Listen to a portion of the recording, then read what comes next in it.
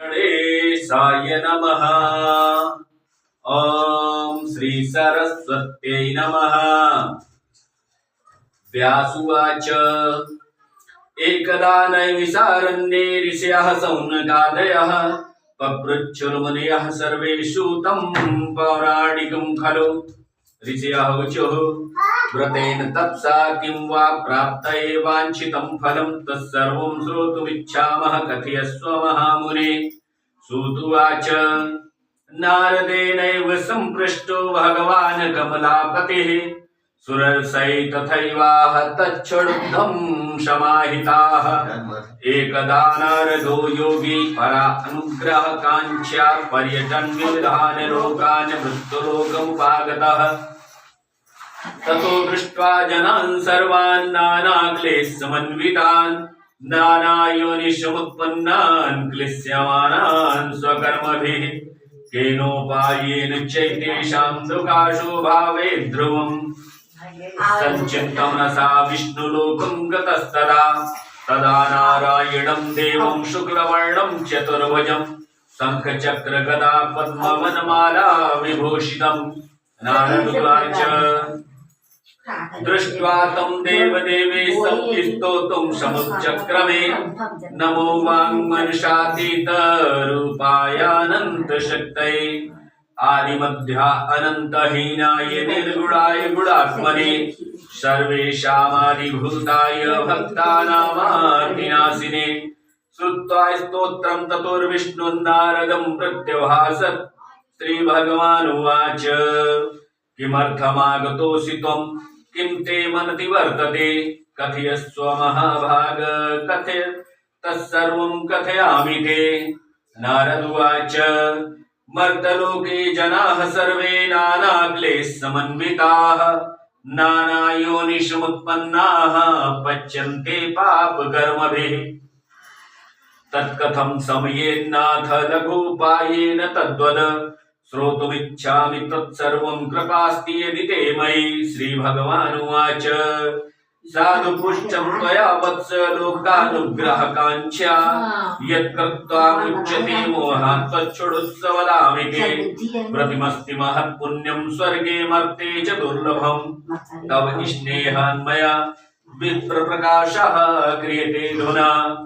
सत्यनारायणस्यैव व्रतं सम्यक् विधानतः कृत्वा शुद्धः शुभं भक्त्वा परत्रमोक्षमाप्नुयात्। तच्छ्रुत्वा भगवद्वाक्यं नारदो मुनिर्ब्रवीत्। नारदुवाच किं फलं किं विधानं च कृतं केनैव तद्वृतं तत्सर्वं विस्तराण ब्रूहि कदा कार्यं व्रतं प्रभो। श्रीभगवानुवाच दुःखशोकादिशमनं धनधान्यप्रवर्धनं सौभाग्यसन्ततिकरं सर्वत्र विजयप्रदम्। यस्मिन् कस्मिन् दिने मर्त्यो भक्तिश्रद्धा समन्वितः सत्यनारायणं देवं यजेच्चैव निशामुखे।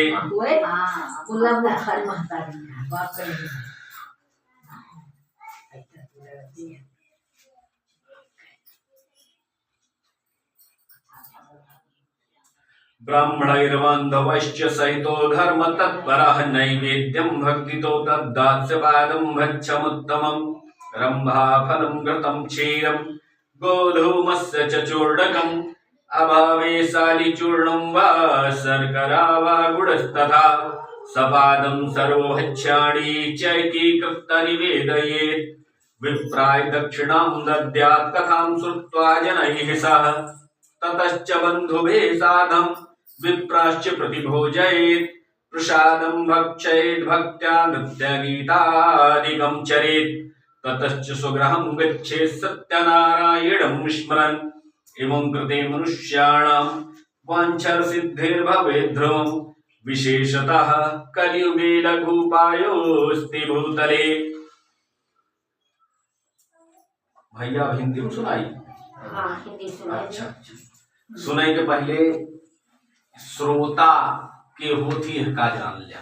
ठीक है, श्रोता तीन तरह का होता है बताए रहे ना भाभी, याद है कि नहीं? पहला हो थी श्रोता जौन ध्यान ऐसे करे एक टक लखत रहा थी कि पंडित जी का सुनावत है, सुन ले, पता नहीं दोबारा अवसर मिले कि ना मिले। हाँ, वही तो वही श्रोता। जब कोई प्रकार के व्यक्ति रहा थी तो मन कहा था कितना बढ़िया बढ़िया सुनाई दिया। एक हो थी सोता, वो आवत थी तो एक किनारे बैठा थी तो वो काट ली थी। अब आराम से नींद मारत रहा थी, न कोनो से मतलब न कोनो से। जब शंख बाज तो सीधे निकलवाड़ी हाथ जोड़ ली जय भगवान, यही सोता। और एक हो थी सोटा, वो पहुंच के कौनो न कौनो बात खो दिया कि जैसे ना तो हम सुनब न तुमका सुनाई दी। वो सोटा की श्रेणी में वो हरे बचाए चला जा, उनके ना बतला है, लेकिन कथा में उनका ऐसा ऐसा विषय याद आई कि पूछा ना। तो एक बड़े श्रोता बन के सबके सुनत जा।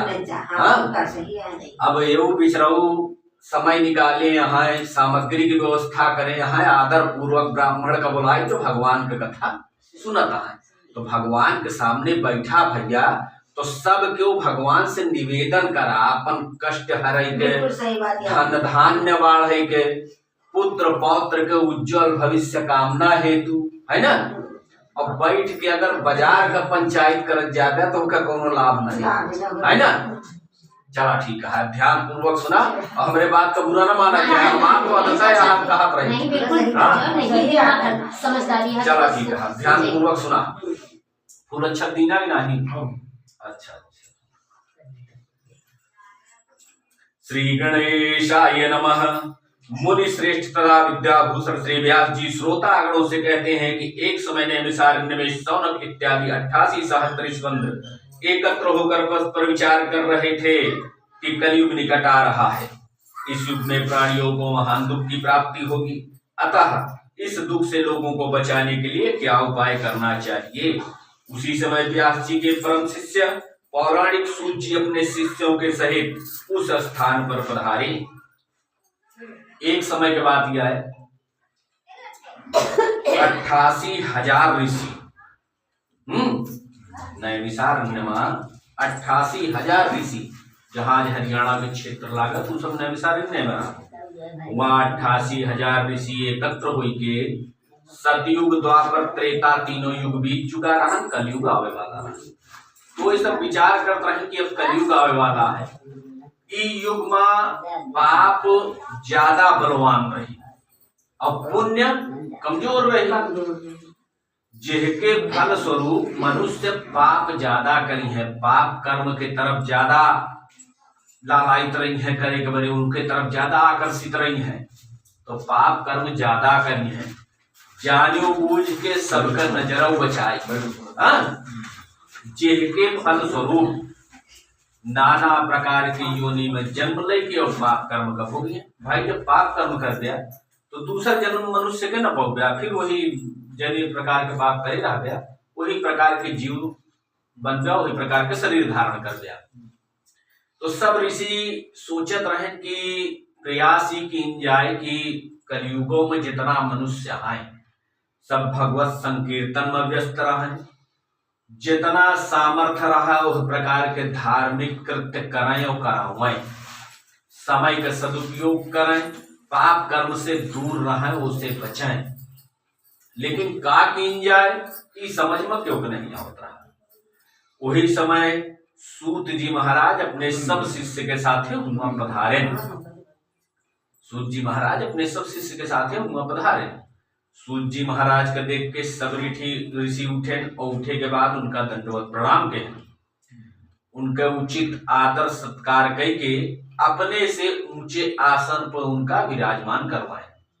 तत्पश्चात हाथ जोड़ के प्रेम पूर्वक उनसे पूछें कि हे गुरुदेव, आप हमका कोनो ऐसा उपाय बतावें जैसे कलयुग के प्राणी का पुण्य जो है वो बलवान रहे, पाप कर्म से वो दूर रहे।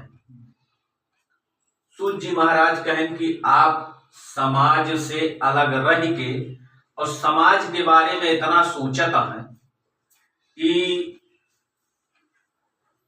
विशेष कार्य आए, ये सराहनीय कार्य है। भाई समाज में हम रहते रहे तो हमसे समाज से क्या मतलब है, लेकिन हम समाज में ना रह के और समाज के हित के बारे में सोची तो महान कार्य है। वही प्रकार से सूत जी महाराज सब ऋषि का कहे। फिर उसके बाद बतावे लगे, कहें कि देखा जौन प्रश्न आप हमसे पूछे ये प्रश्न पिछले चतुर्युगी में, एक बार कलयुग, त्रेता, द्वापर और सतयुग जब बीत जात है, चारों युग के एक एक बार जब आयु पूरी हो जात है तो बनत है एक चतुर्युगी। तो सूत जी महाराज बतावता है कि पिछले चतुर्युगी में जौन प्रश्न नारद मुनि श्री हरि विष्णु से पूछे रहे और श्री हरि विष्णु के जैसे उत्तर दे रहे वही प्रकार से हम आपका बताओ, वही का ध्यान पूर्वक सुन के और वही से कलयुग के प्राणियों का कल्याण हुई और सदमार्ग पर चली है। लेकिन अबहिन नहीं, अबहिन आप लोग जाए अपन दैनिक कृत्य से निवृत्त हो जाए, जिसका भोजन बनावे का है, भोजन आदि कृत्य करेगा हो कैली, जिसका यज्ञ आदि करेगा है कोई सब अपन कार्य कई के सायंकालीने संध्या के समय आवत जा सकते हो और प्रेम पूर्वक बैठा, तब फिर धर्म के चर्चा हुए। एक बरे की धर्म के चर्चा जब हो जा गए तो बीचे में कौनो भी प्रकार का विराम न होए भी चाहिए। कौनो कारणवश की मन लगा है अबे हमारे कपड़ा पछाड़े का बचा, अबे हम आज्ञार करे का बचा है, सभी कार्यों से निवृत्त होकर के तब प्रेम पूर्वक बैठ करके भगवान की कथा का श्रवण करें। सब ऋषि कहें ठीक है गुरुदेव जैसी आपकी आज्ञा। सब ऋषि चला गए जाके अपन दैनिक कृत्य से सबके निवृत्त भय, और दैनिक कृत्य से निवृत्त हुए के बाद सायंकालीन के समय सब ऋषि आए के सूत जी महाराज के सामने, उनके सामने बैठ के आदर पूर्वक हाथ जोड़ के उनसे कहें कि हे महाराज आप हमें वो प्रसंग बताने की कृपा करें जिससे प्राणियों का कलयुग में कल्याण हो। सूत जी महाराज कहें भाई बताई दे, लेकिन दत्त चित्त होकर मेरी बातों को सुनना।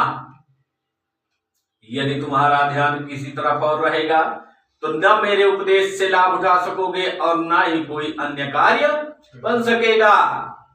कथा सुना था आप आए सोचा लगा दुकान के बारे में, तो कहा दुकान पे जाए को गया न जाए को गया ना,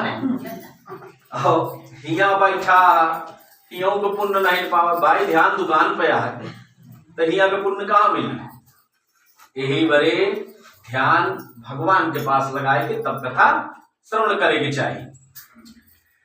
तो सूत जी महाराज जब इस प्रकार सब ऋषि से कहें तो सब ऋषि कहें गुरुदेव आप बताइए, हम ध्यान पूर्वक सुनने के लिए उत्सुक हैं।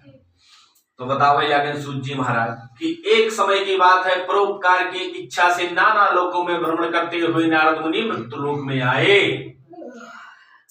भैया ये ब्रह्मांड बहुत बड़ा है,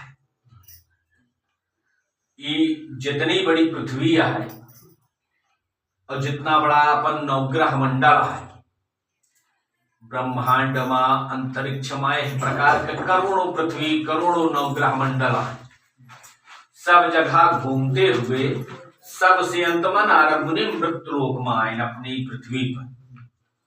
तो देखत का कोतेली का बैल बना दिन रात दिए चखनी चख घूमत है, को हस्ती बना पग शाकल लय पर बंधन में नित झूमत है, को श्वान हिलावत पूछ रहे दुत कार्य पग झूमत है, कवि चंचल देह अनेक धरे यह जीव इतय उत घूमत है। का देखें सबसे पहले कोल्हू का बैल, पहले कोल्हू चलत रहा ना, कई बैल लागत रहे एक थी बैल और के आंखी में पट्टी बंधी रात रही, वो दिखाऊ न पावे कि हमारे पीछे तेली चलता है कि नहीं। उनके आंखें पट्टी बांध के एक डंडा मार दें तो निरंतर बराबर घूमत रहा, उनके मन में रहा है कि पीछे पीछे सेठ है, अगर हम रुकब तो सेठ फिर एक कंचा मारी है, यही डेर कमारे वो बराबर चलत रहा है। और सरसों डाई दे और सरसों डाई के सेठ तेल आराम से निकाले जाने पुल से, और बैल सोचता है मेरे पीछे चलता है। तो नारद मुनि सब देख के बड़ा दुखी भय। कहन बतावा बेचारे जीव के ऊपर कितना बड़ा अत्याचार होता है। एक तो दुई बैल का काम अकेले उसे लीन जाता है ना। बैलगाड़ी कै बैल से चलत है? दुई से। पुरवैया कै बैल से चलत रहा? दुई बैल से। हर कै बैल से जोता जात है? दुई बैल से। लेकिन एहमा जौन है एमा एक बैल है। तो वह नारद मुनि अपने मन में सोचे लागे कि बैल के साथ तो बड़ा अत्याचार होता है।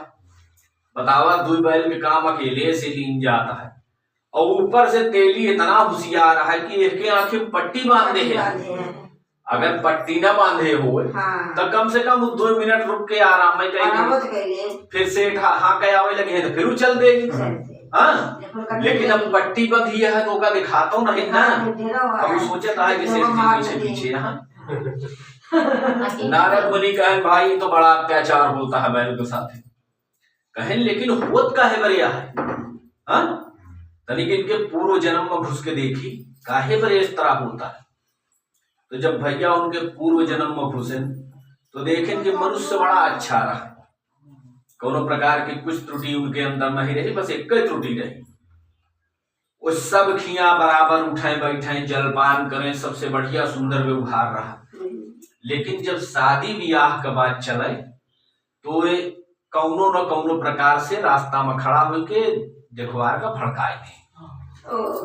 देखवार एक ऐसा प्राणी होती कोई झूठ पे ज्यादा भरोसा करती।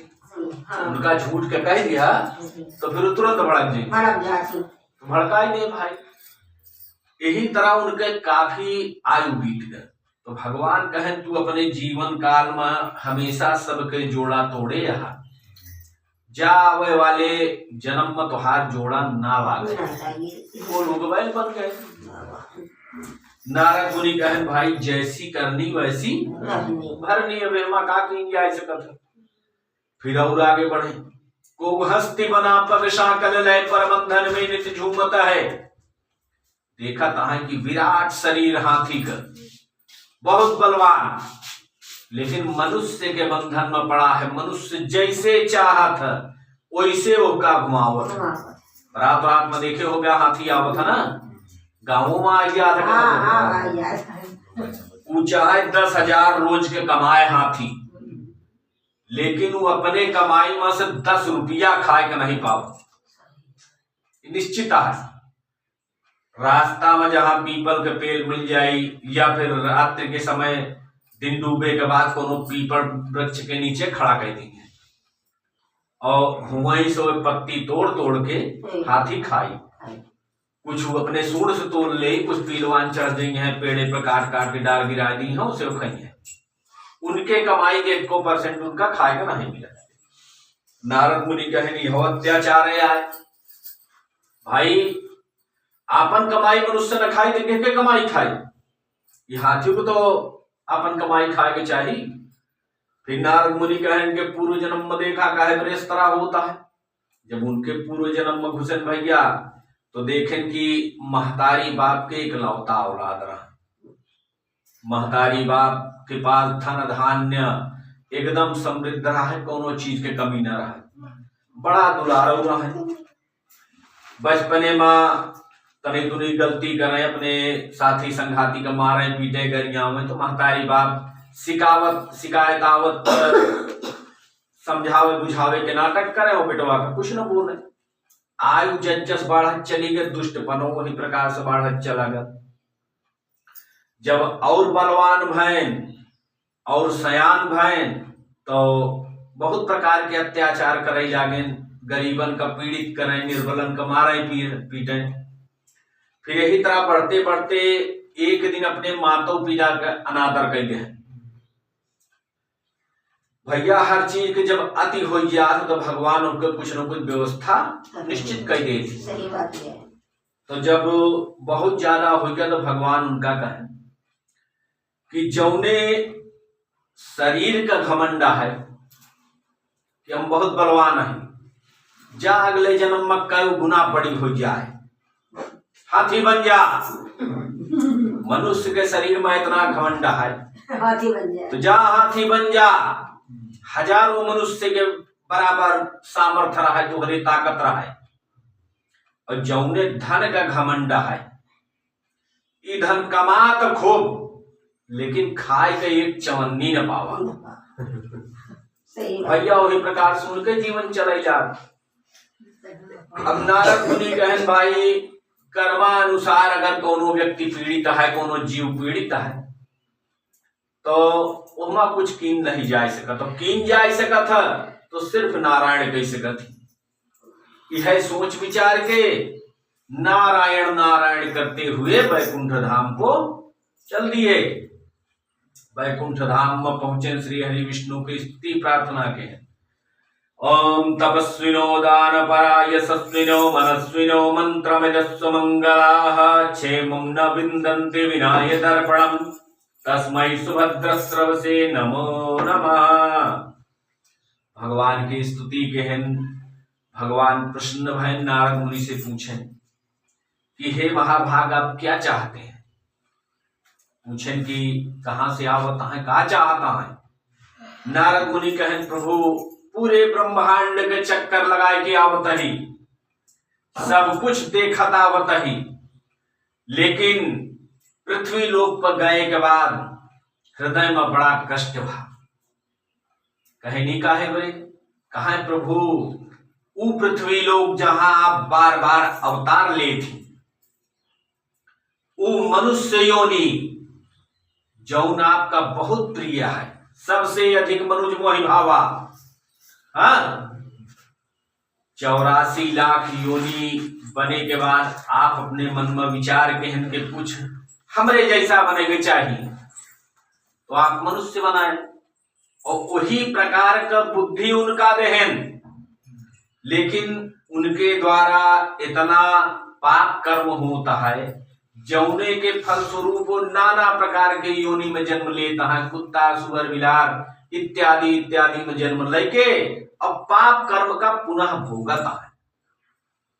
कौनो ऐसा उपाय बताए दे जिससे पाप कर्म मनुष्य कम से कम करें और जाने अनजाने तनी तनी हो जाए तो ओके क्षमापन हो जाए। वही जब इस प्रकार से कहें तो श्री हरि विष्णु कहें कि भाई देखा, 84 लाख योनियों की यात्रा पूर्ण करते हुए जीव जब मनुष्य बनता है तो उसके लिए ये सुअवसर होता है ना।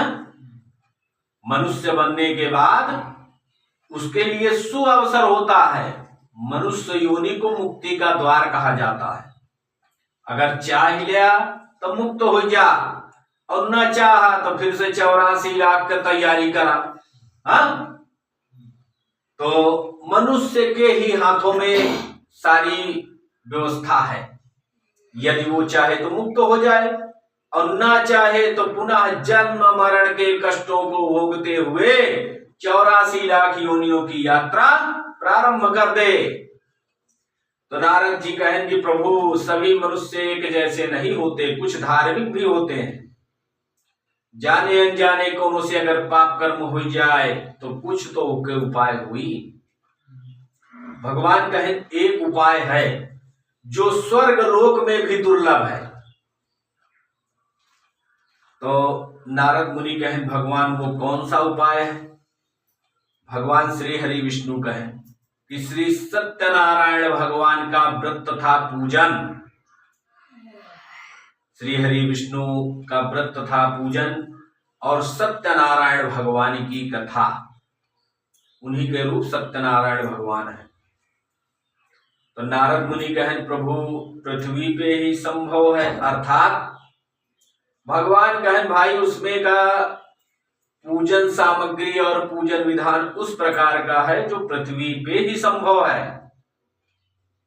नारद मुनि कहें, भगवान आपकी वो सत्यनारायण भगवान की कथा कब सुनी जा सकती है, कब ये व्रत धारण किया जा सकता है?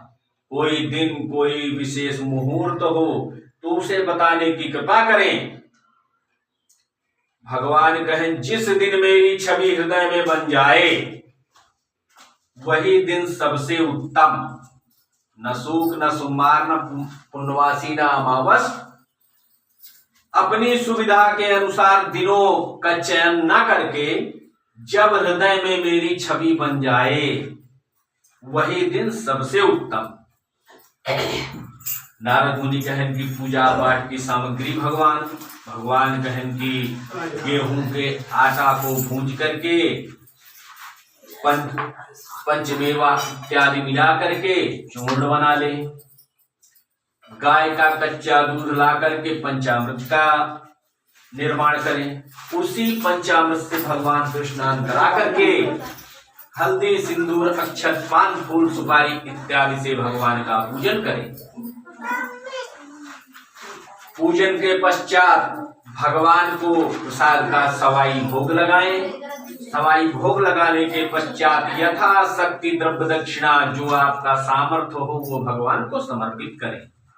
तत्पश्चात हाथ जोड़ करके भगवान के शरणागत हो जाएं। मन में इस प्रकार की भावना बनाएं कि सब कुछ आपका ही है, और इस प्रकार की भावना बना करके प्रेम पूर्वक बंधु बांधव सहित श्री सत्यनारायण भगवान की कथा का श्रवण करें। कथा श्रवण के पश्चात जो भी भक्त कथा श्रवण करने आए हो, जब वो अपने घर जाने लगे तो प्रसाद को लेकर के श्री हरि विष्णु के श्री सत्यनारायण रूप का स्मरण करते हुए अपने घर तक जाएं। इस प्रकार करे से उन्हों का उतने पुण्य के प्राप्ति होता जितना तुहका है ना से। इस प्रकार से श्री हरि विष्णु नारद मुनि को बताए। नारद मुनि श्री हरि विष्णु से पूछें कि प्रभु कलयुग के मनुष्य बहुत चालाक रही है, बहुत चातुर्य पूर्ण रही है, अगर उनका कौनो लाभ नहीं न तो कौनो कृत्य न करी है, कुछ लाभ है हम बताओ।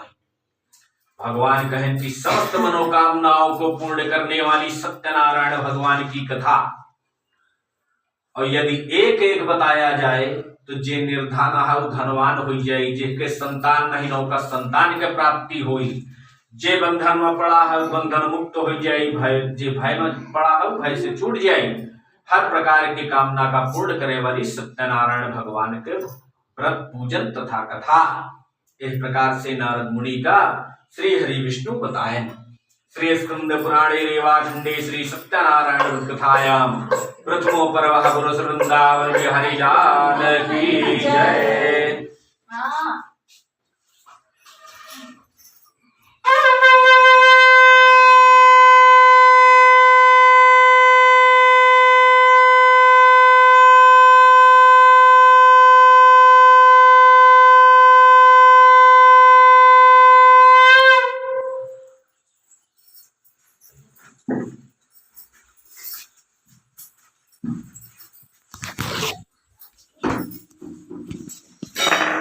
बम भोले।